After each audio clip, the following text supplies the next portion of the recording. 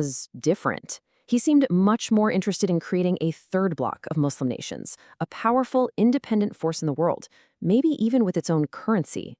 Plus, his fierce opposition to the partition of Palestine suggests he would have been a much louder, more assertive voice on that issue globally.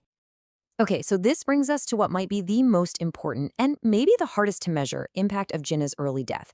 It wasn't just about policy or politics, it was psychological. There's this concept called a psychological rupture. Basically, when a brand new country loses its founder, the one person who symbolizes its identity and its stability, it creates this deep crisis of confidence. The institutions are just too new, they're too fragile, and the people haven't had time to really internalize what the nation is all about. And then suddenly, their anchor is just gone. And this table just lays it out so clearly.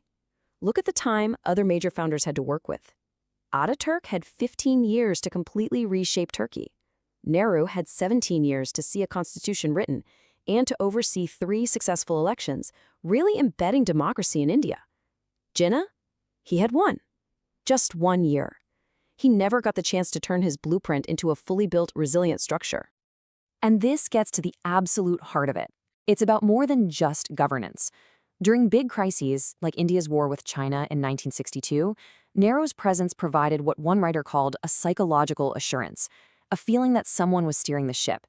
This is the steadying presence that the people of Pakistan were deprived of during their most vulnerable years. And that's exactly what those extra years would have given them. Not just different policies, but a constant, living, breathing reinforcement of the rule of law. Every decision he made would have been another layer of that psychological assurance, giving a brand new, fragile nation the confidence it desperately needed to weather any storm. So that leaves us with this big, lingering question.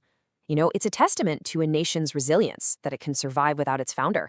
But what we've seen here is how the long shadow of that leader's absence can shape its destiny for decades to come.